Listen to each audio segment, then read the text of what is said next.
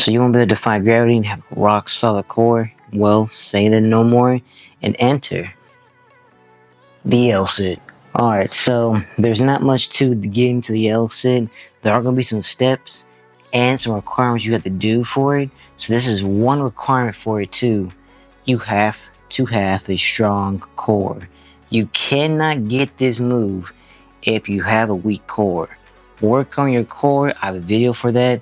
But the one main thing I can say you can always do, that you can start anytime, is doing a hollow body hold. You're going to be able to lift yourself up just like this. This should be flat at all times. It should never be a point where your back is like this, or you're going humping on like this. Nope. Make sure you come down, because you're going to feel this compression on your core a lot. That's how you can start doing core workouts.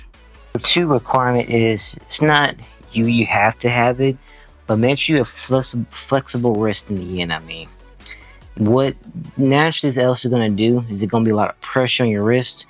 So if you don't really warm up or don't really like trim going like from this or going from back to in like that, then you need to work on that first. If you really have some stiff wrist, then I really don't recommend you start doing L-sit.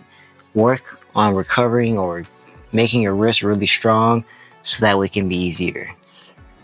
Alright, so now that all the requirements are done, you should be able to do a L-sit now. I'm doing the step-by-step video in the end. Now, if you want to invest a little bit more, you can get some parallettes in the end for yourself, or if you can't afford that, just get a stack of books. At least have 2 or 3 of them to a point where it's kind of a little bit height, because yes, the more height you have for this move, the easier it's going to be. That's why I really don't recommend you really do it on your hands first, because it's going to be a whole lot difficult when you're trying to do it again. Now, first off, for starters, is that when you are coming up from the L-sit, you don't even have to naturally try to jump up and do it yet. You can actually just go ahead and actually just do an assisted tucking in. You just go like from this, making sure that you are locking out for your arms. Come up. Now you see how my foot's coming up naturally on my feet? That's all I need to do.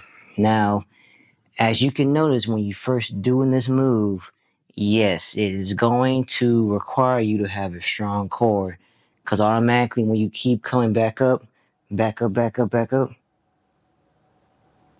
core has to be activated in order for you to actually hold yourself, off suspended air in the end. Next one. This one's kind of easier for you to do. I don't recommend just doing the next step I'm going to show you pretty soon after I'm done with this one. It's going to be just sliding back in and back and forth when you are in a tuck position. So what I mean by that is that you're coming up from here, and you just keep your feet on that ground, because trust and believe, if you're not used to the L-sit, you are going to either like drop overwards, or you may hurt yourself in the end, or whatever that if you're not ready for it in the end. So keep your feet on the floor and just slide in and out. You can go to a point you can't go slower, like holding it from here, 1, 2, 3, and then hold it from right here, 1, 2, 3, and that's it in the end.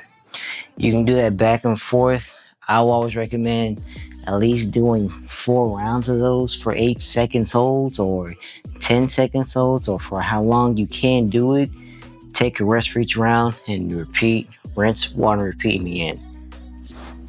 Alright, so number 3 is going to be a little bit harder of when you're getting to it. So remember how I said about being in the tuck position, and then you have to slide your feet out like that?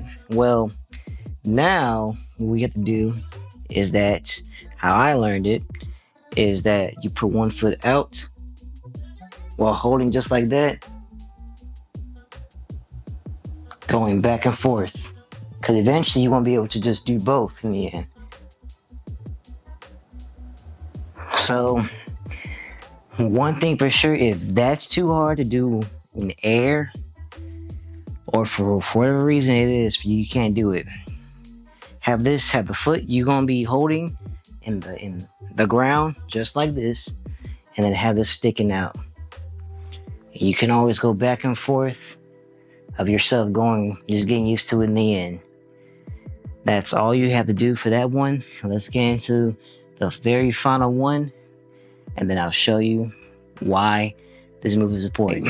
So last one, this is going to be the hardest one because yes, this is the last step of getting your L sit in the end, and that is holding it from tuck to extending out.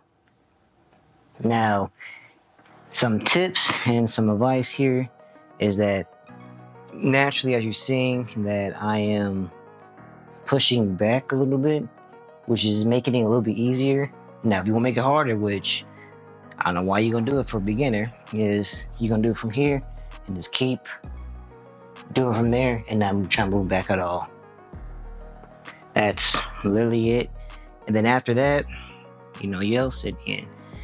You can build that up, like say holding for 5 seconds here, and then just holding from right here for more seconds, just so you can build up some more strength for yourself.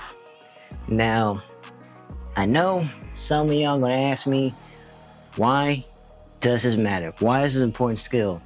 Well, number one, it's probably one of the most easiest skills you can learn in calisthenics. Like, this is a really easy move to learn, and it's not much difficult. There's not much like leeway you can do. It's just a point straight A to straight B in the end. That's it. Number two, this goes into other skills. So if you like tuck planche, you could be doing L sit to tuck planche in the end. Or you can do it, not in the video, but you can do L sit to handstand. You can do L sit to one arm handstand in, or a L sit to a push up in the end. You see, this move is literally like your bread and butter through all accounts. Things like, once you know this move, you can pretty much go into anything else with this, like a lot. Oh, you can also do L sit pulls with this too. So why not learn this move in the end? But if you have enjoyed this video and everything's been very, very good for you, and you learn your skill and you love it in the end, and this videos are really doing good for you, put down in the comment section you want to know next, and don't forget to like, share, and subscribe for more videos, because there are many, many more. I'll see y'all in the next one. Peace.